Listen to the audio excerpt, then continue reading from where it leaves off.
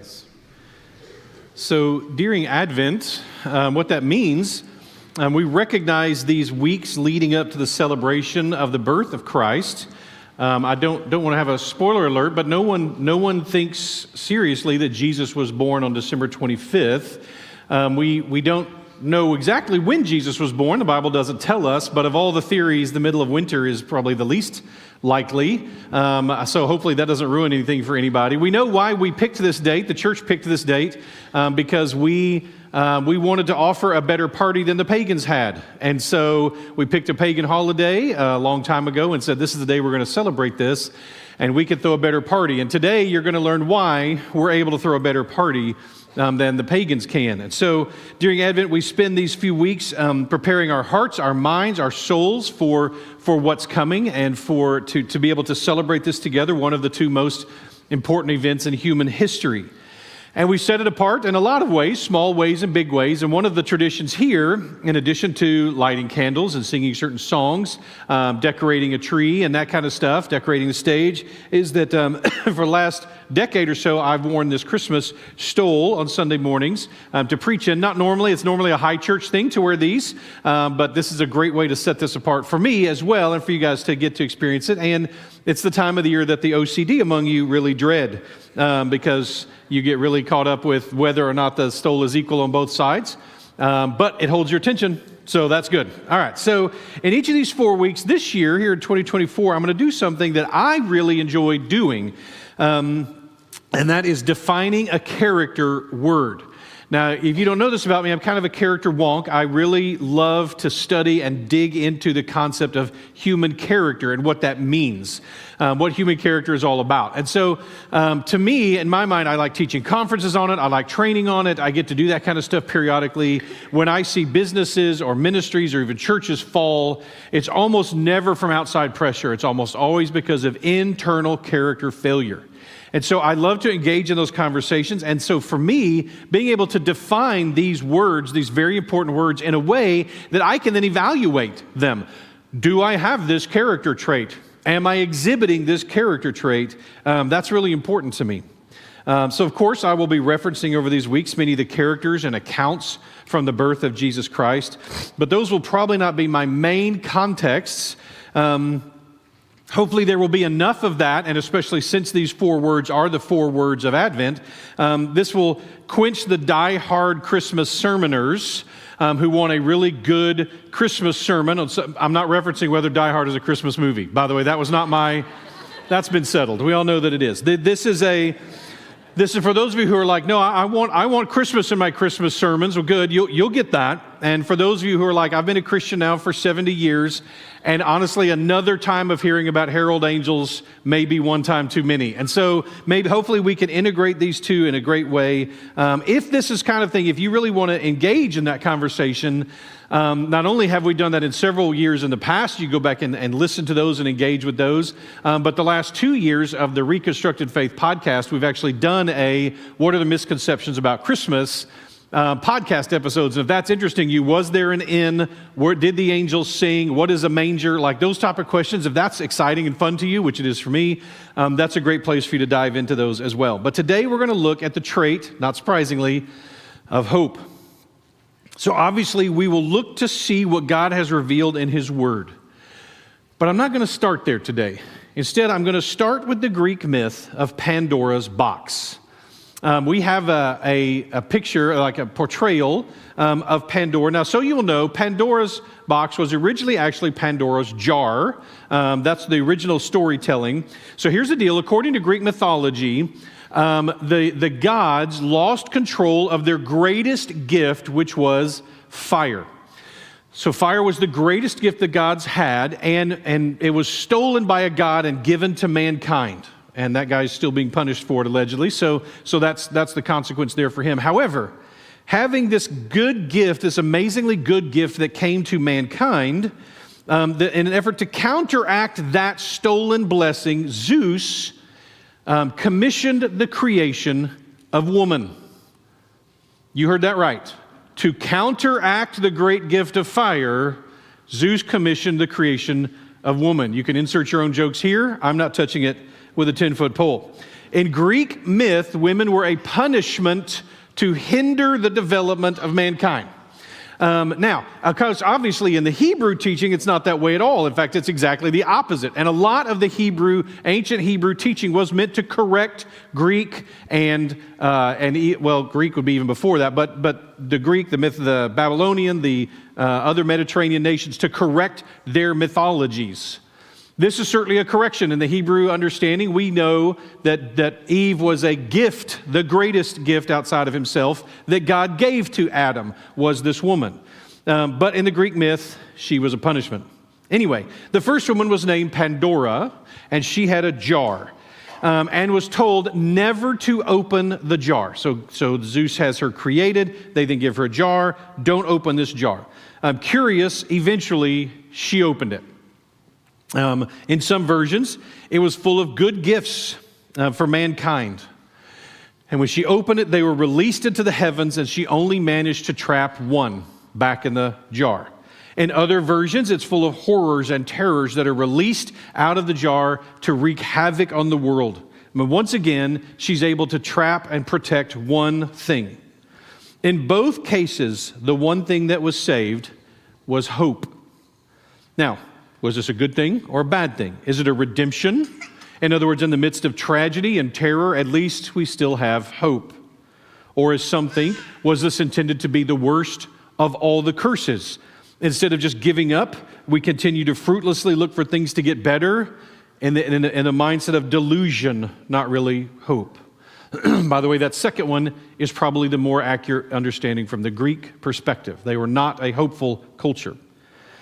What makes hope more than a wish for us? What makes hope more than a delusion for us? And what exactly is hope? So I read dozens of quotes. As I often do when I'm trying to define a word on hope, and certain traits were consistent. It showed up over and over again. Hope is the root of greatness. Hope, life depends on hope, how the smallest amount of hope can carry someone through even the darkest times. And it is one of the 4 traits that traditionally the church looks at during Advent. I think hope is one of the keys to life. As a pastor and a counselor, let me pull back the veil a little bit. I have a very, very special place in my heart for hope. And a very special place in my heart, I am very proud of those who hold on with hope, especially when there's nothing else to hold on to except hope. I work regularly with extraordinary people who carry incredible burdens, often like Job. They carry torment and pain, mental illness, great tragedy, ongoing crisis, years of abuse, and more. The strongest people I know are often not those who seem the strongest, but those who often seem the weakest, who are carrying the heaviest burden and not able to set it down. The strongest people I know are the ones who keep waiting in hope. Somehow, those of you who this applies to have learned to hold out and to hold on when probably most of us would have given up. You honor hope with your lives, if this is you. And I want to honor you with this teaching today. You've taught me a great deal. First warning, Proverbs 13:12 tells us this. It warns us of this. Hope deferred makes the heart sick, but a desire fulfilled is a tree of life. My encouragement is wherever you are, and if you're one of those people who you're like that cat dangling by one claw at the end of a rope, that you would hold on. Don't let your heart get sick. Let's dig in and understand what hope is and see if it can carry us through. So we'll start with the Greek language, which is what the New Testament was written in, though the Greek thought is not what the New Testament writers had. They used the language because it was the best known language at the time. The word hope is elpida, or maybe elpis. But the Greeks weren't that high on the concept of hope. To them, it really could just mean a prediction. I hope it rains tomorrow. Or it could just mean even an expectation, one of my least favorite words in the English language. Or even a delusional optimism. The Greeks just had no long-term hopes. And so when the authors of the Bible had to use these Greek terms, they usually partnered it with another word to help us understand that they don't just mean delusion, that they don't just mean unthinking optimism. They use words like the hope of glory or the hope for righteousness or the hope of eternal life to clarify what they mean. They mean something deeply positive. A key example of that comes from the Apostle Peter's first letter. 1 Peter 1:3-5 says this, "Blessed be the God and Father of our Lord Jesus Christ. According to his great mercy, he has caused us to be born again to a living hope. Through the resurrection of Jesus Christ from the dead to an inheritance that is imperishable, undefiled, and unfading, kept in heaven for you who by God's power are being guarded through faith for a salvation ready to be revealed in the last time. Christ followers are hopeful because we have been given as a gift a living hope. Now, this was fun to me to know that when we use the word living, in the Hebrew mindset, like living water is water that moves. That's how they think of it. In the Greek thought, living things were things that had life in them. Like literally, they would use the term living bread to describe bread that was full of bugs.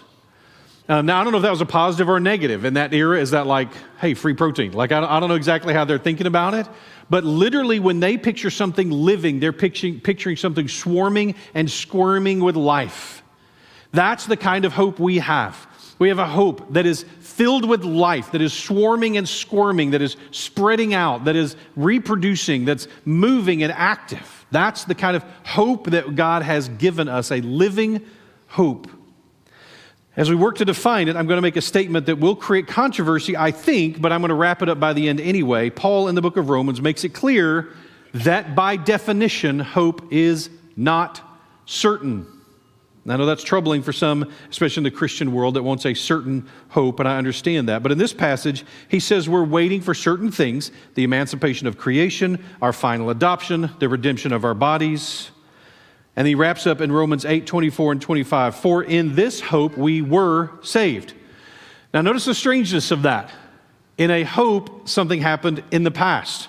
Our salvation. We were saved. The salvation is in the past. But when we were saved, it was in the midst of a hope of redemption and adoption. Now hope, he continues, hope is that, hope that is seen is not hope. For who hopes for what he sees? I think he's pointing out the word, by definition, the word hope means you don't see it. It wouldn't be hope if you saw it. But if we hope for what we do not see, we wait for it with patience. I'm going to come back to that word wait. So hope is always in something at least partially unseen. I hope because I can't see. I can't see or experience future goodness, so I hope. This means that hope is not the fail-safe status of human beings. It's not natural for us to hope. It's natural for us to give up, for us to be hopeless. So it's a choice to be hopeful, since hope isn't something unseen. Let me tell you what I mean, and this is another confession here. What happens after we die is unseen to us. We don't know in that we can't see it. You've not been and come back to tell us about it. In fact, only one person has. And so this is a strange thing. I get nervous. I don't know about you, but I get nervous about dying. In the same way that I get nervous about surgery, or I get nervous about an MRI, or I get nervous about, I don't know, when I used to play an instrument in front of crowds of people. Like that would make me nervous. I don't know what's about to happen. What's going to happen? This is going to be crazy. I'm about to get a big question answered, right? Not just in my mind, but experientially. And so I think that's natural for us to have that emotional fear of death. But we don't have to have a existential fear of death, because, strangely, I have a hope that I will survive death. It's not a sure thing. I can't see it, but I have a hope that I will survive death. In the same way, God is unseen. We can't see God. My wife, I can see, I can touch, I can hear her, I can be in her presence, and we can have a conversation. And so I don't have to hope that she exists. I can see her right there.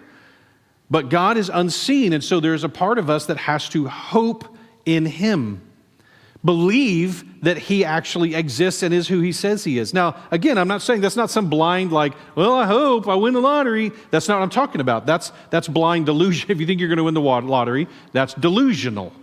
That's a tax on people who can't do math. That's what the lottery is. But that's not what I'm talking about. So how are we going to integrate these concepts, integrate this into confidence? How can I'll show you that in a minute, how they're going to come together. But let me go ahead and comment on that word I referenced, the word waiting. If we don't see what we hope for, but we hope for it to come, then we're stuck waiting. Waiting is the consequence of hope. Waiting is a necessary thing for those who are hopeful. Christ followers are hopeful, so Christ followers wait. In fact, in some amazing ways, it defines us. The fact that we wait, but we wait differently. Just like the way we grieve differently. How do you wait without hope? I don't know. Lots of people apparently are doing it. I don't know how they pull it off. I don't think I could.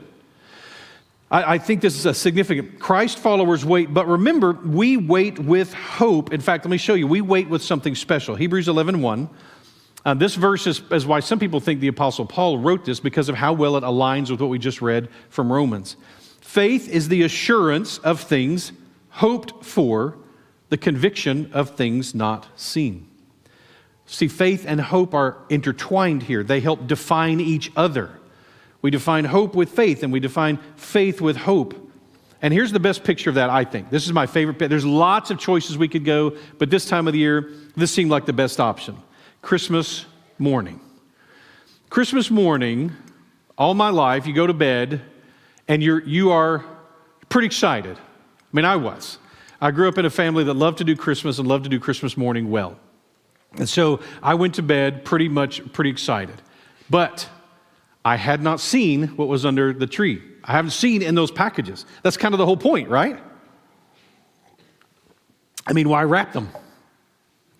And in my family, by the way, you didn't even guess at it. My dad made it clear that if you guessed and you guessed correctly, he was going to take it back to the store and get something else. And so you didn't even guess, much less, I don't even know what would have happened if I had been one of those kids who peeked or went and tried to, I didn't shake them, I didn't listen to it, I didn't do any of that stuff. We just stayed 5 feet from them at all times, right? I didn't want to know. And I remember there being a story, a parable at some point, a kid's book or something, where a kid tears open all his packages early and then everyone else is opening them on Christmas morning and he's sitting there surrounded with the toys that are already a day old. And he's like, I'm missing out on something. Exactly. So I want to wait on the Lord and see what I have the next morning, or in this case, waiting on my parents and Santa to make Christmas morning special. That's what it's going to be. And I knew that they were going to make it special because I knew the people who were buying the gifts. I knew the people who were going to get those things, and I knew they liked to make Christmas morning special. And so it was an exciting time for me. I knew something about Christmas mornings, and I knew something about the people in charge of Christmas morning, though it was unseen to me. I did not see it. So I think we're coming clear that hope is somehow about anticipating something better about the future, a better tomorrow. So maybe the Hebrew language will help us too. It's interesting that the root of hope and wait are the same in the Hebrew language. They're integrated in the Hebrew language. In the Hebrew, you have two words that are often sometimes translated hope. One is yachal, which means to wait for. So how wild that the word translated often hope is actually the exact same word as to wait for in the Hebrew, but it gets better. Kavah, to wait in tension, waiting for a release of the tension. That's actually the second word for hope, is waiting for something to happen. The tension of what's going to happen then is someday going to be revealed. It is the waiting that a pregnant woman does. It is the waiting that's typical. It's always connected to a farmer. That the waiting of a farmer, that a farmer waits. He plants, he sows the seed, and then he waits. Not for nothing. He's not waiting to go well, I guess we'll just see what happens. No, he knows what's supposed to happen, and he's waiting to see if what's supposed to happen happens. He's celebrating that, thinking about it, excited about it. As one commentarian noted, even when there is no evidence that things will get better, you can sit and watch the field do nothing, and you still are hopeful that the plants will sprout. I can hope because God does crazy things according to his own character. Waiting is indeed a necessary part of our definition for hope.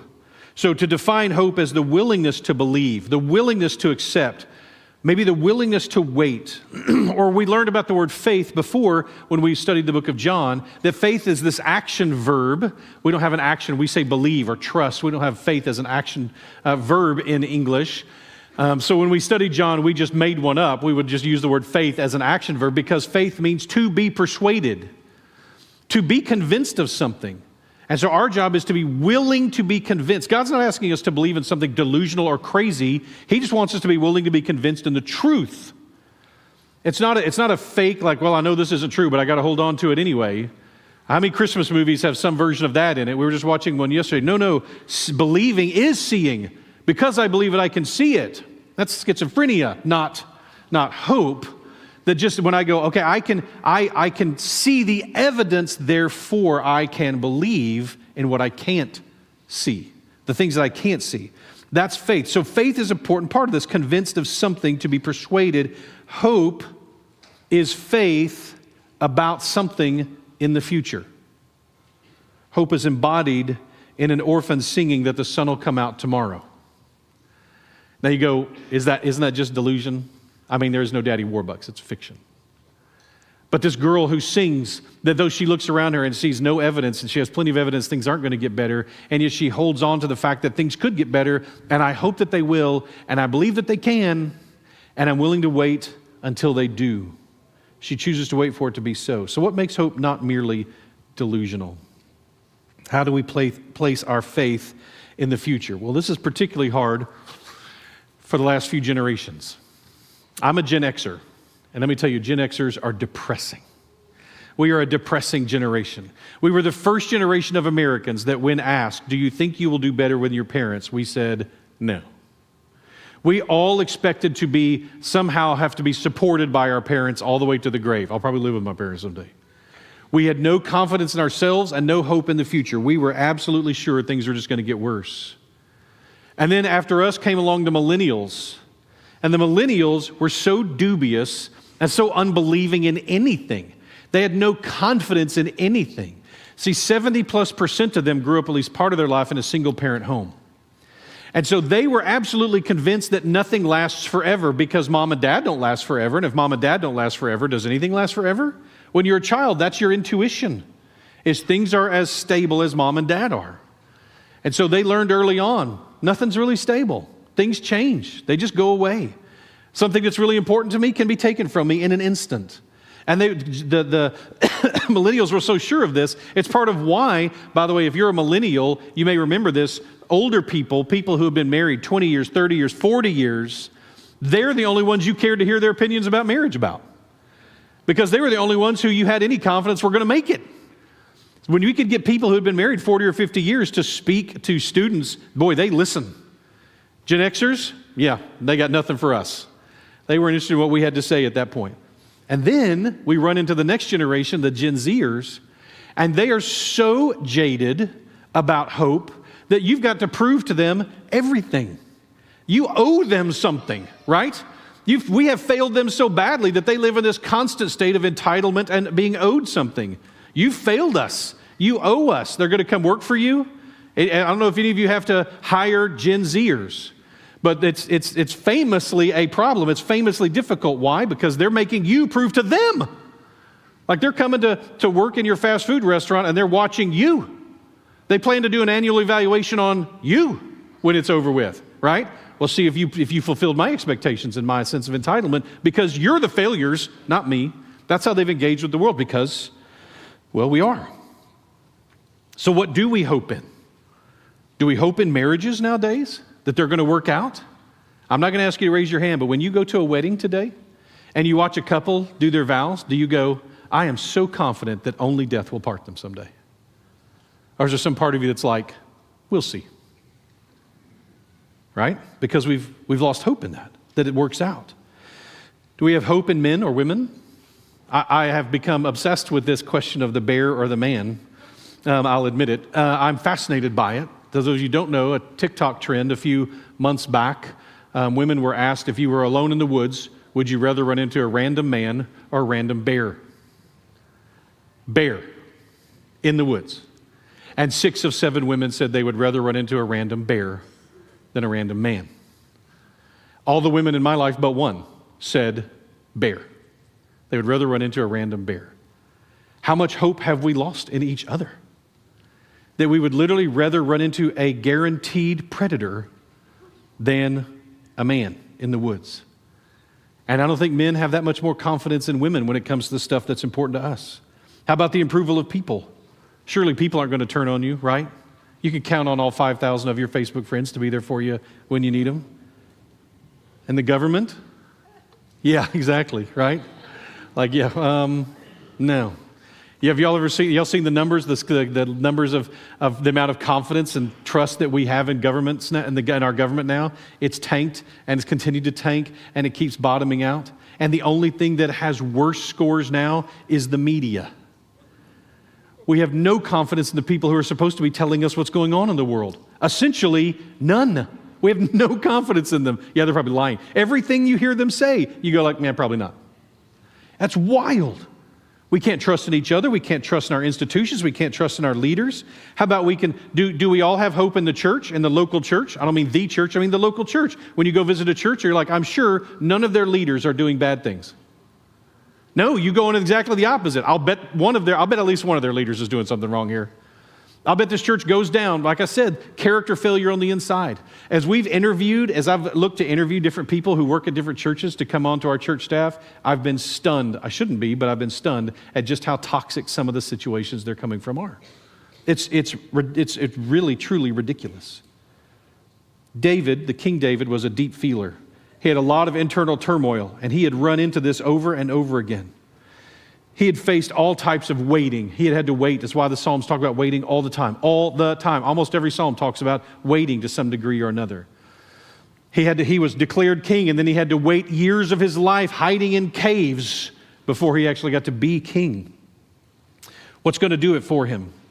I gave up years ago in asking people what their goals in therapy were. They indoctrinate you with that when you're in school. Make sure you find out what their goals for therapy are. Within a year, I had given up on that. Because everyone had the same dumb goal. I just want to be happy. Well, good luck with that. Because here's the deal. Sometimes you'll be happy, and then you won't. But then you will, and then you won't. But then you will, but then you won't.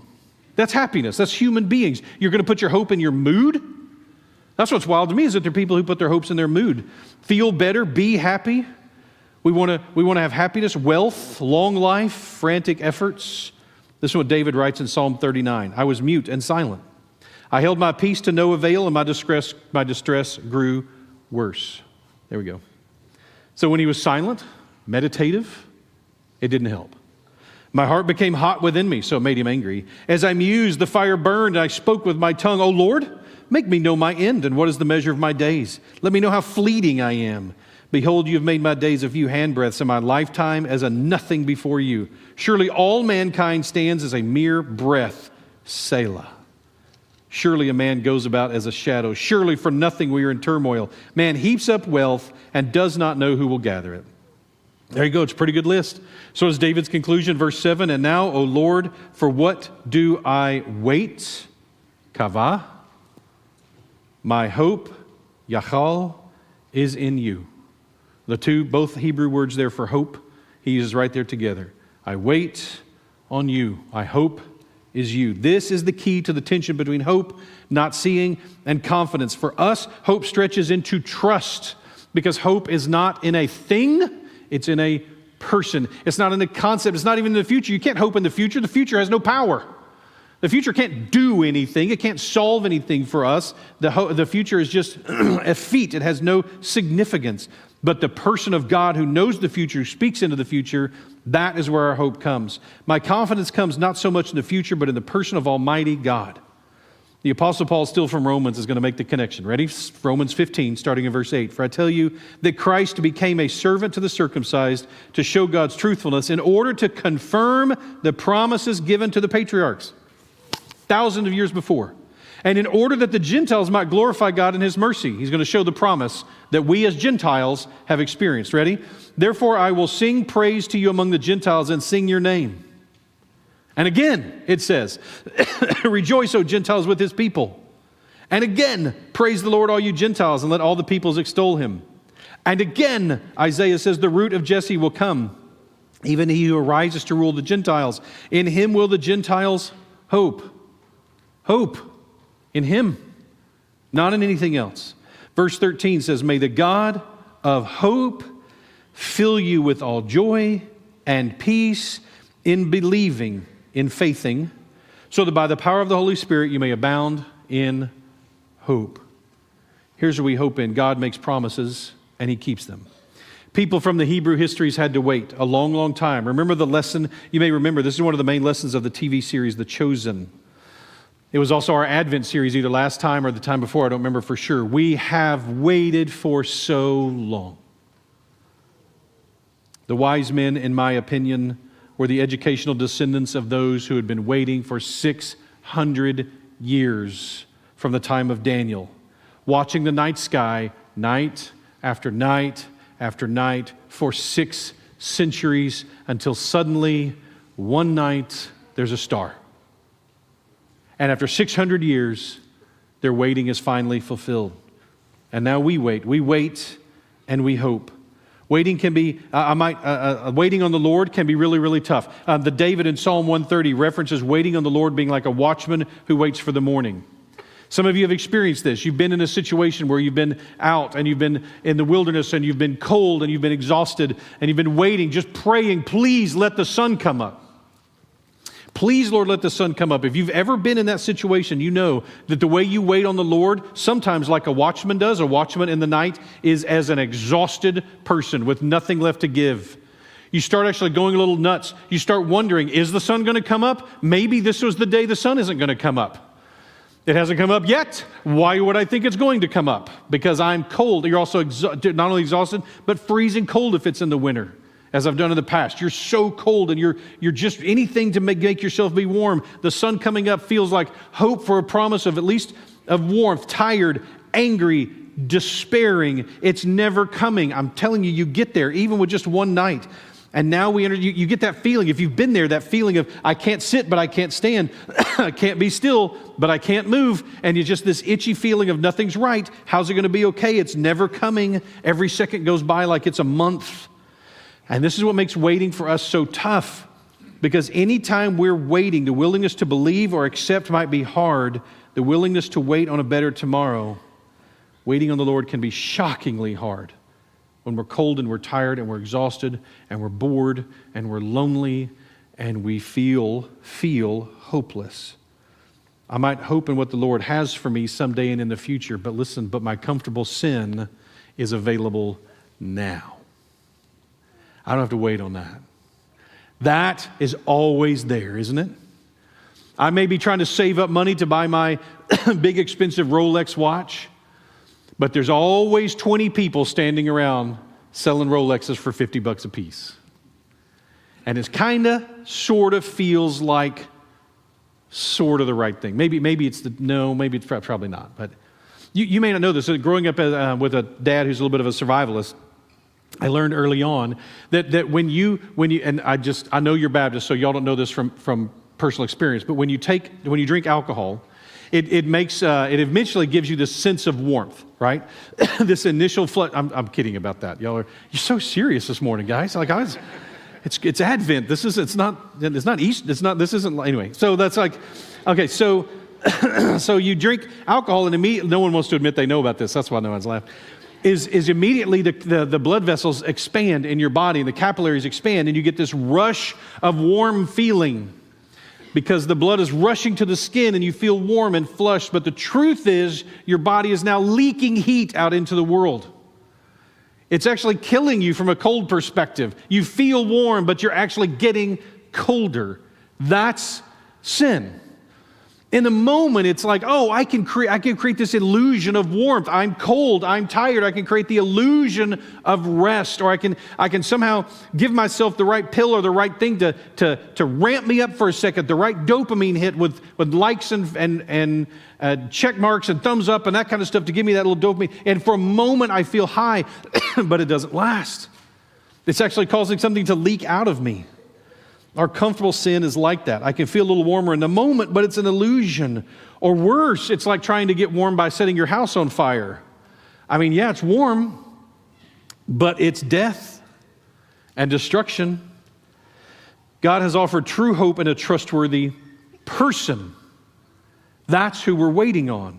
We get to experience this uniquely. In fact, we get to experience it uniquely, and remember that now. Luke 2:11, when the angels come, the herald angels, when they come and say to the shepherds, "For unto you is born this day in the city of David a Savior who is Christ the Lord." This day, it's the beginning of an era.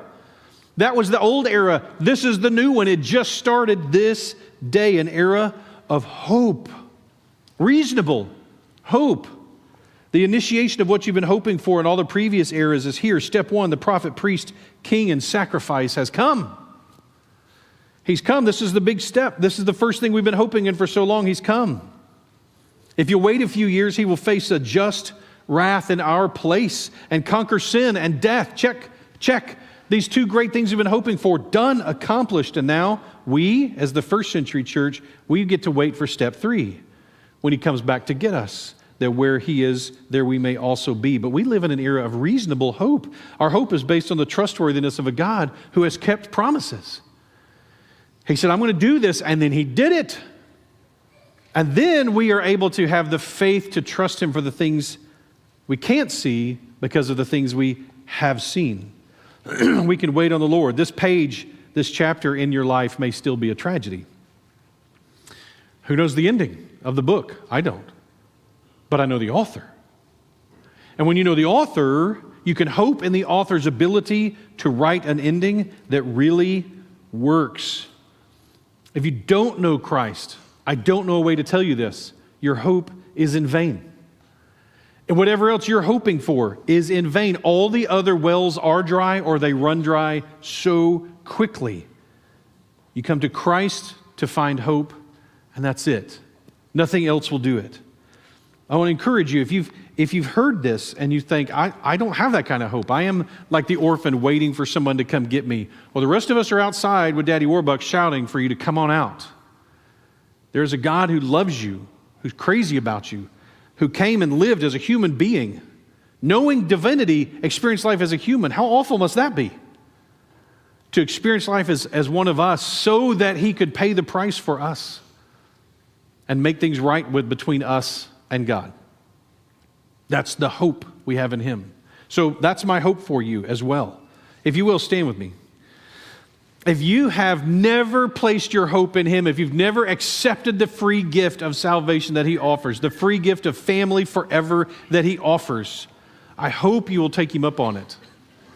If you have accepted this and you realize your hope has grown cold, you don't know how to wait anymore, you're not willing to wait. Listen to this definition. This is my definition now of hope. Hope means that I'm willing to be persuaded to wait for a better tomorrow. I'm willing to be persuaded to wait for a better tomorrow. My hope, what persuades me, is the character of Almighty God, who came and experienced life as one of us and died for us. That is my hope. If you have not had that hope, I hope you will get it today. If you have and you've given up, my prayer is that you would restore that hope, that whatever it is, you would keep moving forward, that you would confess that you have limited God's potential with your imagination. And that is not a good idea. His ability to fulfill hope is grander than anything we could ask or imagine or hope for. If you've been through the welcome home process and you've talked to Lance or others and you're ready to come and join our dysfunctional family, or you have something else to share with us this morning, we would love for you to come forward. If my prayer ministers would come forward, just go ahead and come forward when we stand. That would be great. We didn't have the first service. We needed to, if you're part of that team, come on forward. Even if you weren't somehow selected for today, thank you. So come to Christ and find hope. I want to read this to you from 2 Corinthians. So we do not lose heart. Though our outer self is wasted away, our inner self is being renewed day by day.